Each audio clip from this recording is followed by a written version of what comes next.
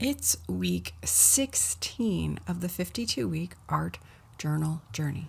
I thought it would be fun to put our own spin on an activity or two in Emily K. Neuburger's Journal Sparks. Fire up your creativity with spontaneous art, wild writing, and inventive thinking.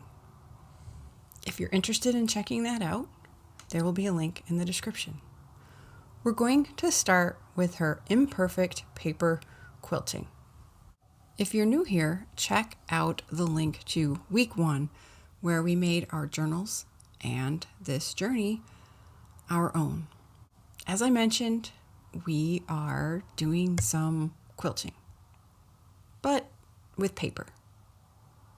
Though I suppose if you have fun fabric scraps lying around that you can glue to today's journal page, that would be great too.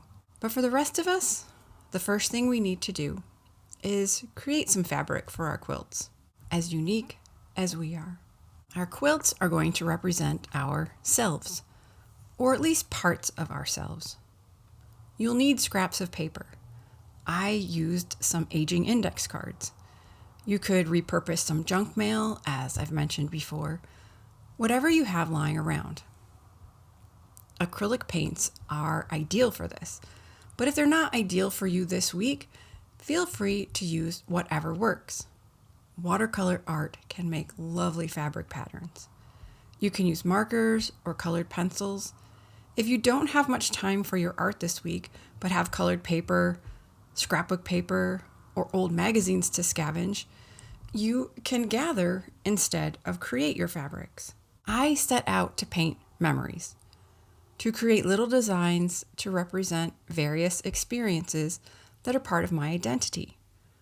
But I'm also migraine recovery scattered. I got lost in the paint and lost sight of specifics for a bit. But hey, that's part of who I am too, so it's all good. Though I could do without the migraines. But since part of this process is seeing how nothing we go through is beyond redemption, that there is no ugliness that can't have some beauty grow from it, I'll say that I know that sometimes migraines have served to remind me that rest is necessary, that taking care of basics like hydration is important. At times, they've given me something to overcome, to get done what needed to be done, and they've grown an area of my empathy. Would I rather feel better than I do right now? Sure. But resenting current reality gets me nowhere. Back to the art. Paint, color, seek scraps that represent memories and experiences, quirks, strengths and weaknesses, things that make you, you. You can also consider the you present in different places in your various roles. If you're using acrylic paints, you will want a fine brush for some details, as we'll be working with smaller pieces of our pieces, and if we want a pattern to show, it will need to be small. But don't think everything needs to have small patterns on it either.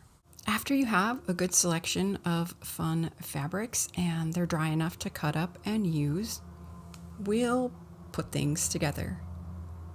The first example given in the book is of a basic quilt made of rows of squares. Emily also gives examples of more random quilts with patches of all sorts of shapes. I know we've all seen gorgeous quilts of various types. Most of them require more planning and accuracy than we need to employ on our journal pages. As usual, I say, have fun. Don't worry about some arbitrary standard of so-called perfection. This isn't the first time we've visited the idea of how so-called or perceived imperfections are part of life, part of the art process, part of growth. Differences are part of the beauty of life. Deviations from the norm make things more interesting. You're not here because I'm just like someone else, offering an experience you can find a dozen other places. You're not here because of the technical perfection of the small art in my art journal. You're here because we're people who need to make art. Like me, you probably felt the need for some type of permission to commit to a regular practice of art making. We know taking the time to be creative is important, but it can be difficult to keep making time for it when there are so many other things that seem more important. Being different in some similar way is how we find our tribes, our people. We're not here to make perfect art. We're here for the process. We know we're not perfect and that that's okay. And that growth is less painful when we don't resist it. Now let's consider some different ways to approach today's journaling. How have seemingly disparate experiences come together to create beauty in your life, yourself? Have things you wish hadn't happened become part of your strength? Has trauma been transformed into purpose?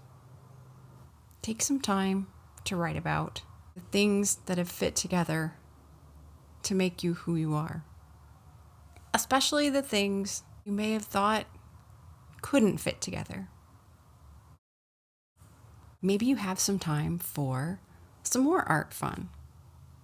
You probably have pieces of color left over.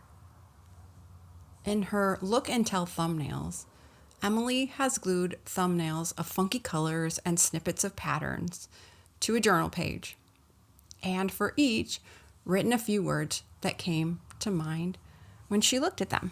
Let's give it a try. I'd like to again thank you for joining me for another week of the 52-week art journal journey. If you have found value in this video, please like, comment, share, subscribe. You can always find a written version of my prompts on my website. Feel free to follow along on Facebook or Instagram. And you can also sign up to receive weekly creative self-care encouragement in your inbox from me. Links to all of that are in the description. Thanks again for giving me the opportunity to encourage you to take the time to make art, to be creative, and establish a healthy habit of creative self-care. Thank you for the opportunity to encourage you to reclaim your creativity. I'll be back next week with another small art and journaling art journal prompt.